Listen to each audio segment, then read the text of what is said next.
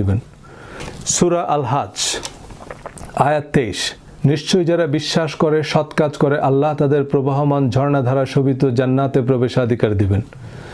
সূরা আল হাজ আয়াত 50, So those who believe and do righteous good deeds, for them is forgiveness and rizqun kareem. সুতরাং যারা বিশ্বাস করে এবং সৎ কাজ করে তাদের জন্য ক্ষমা ও মহত্তম প্রতিদান। সূরা লোকমান আয়াত 8, নিশ্চয়ই যারা বিশ্বাস করে এবং সৎ কাজ করে তাদের জন্য রয়েছে আনন্দময় জান্নাত। সূরা সাবা আয়াত 4, যারা বিশ্বাস করে এবং সৎ কাজ করে তাদের জন্য রয়েছে ক্ষমা ও মহত্তম পুরস্কার বা জান্নাত।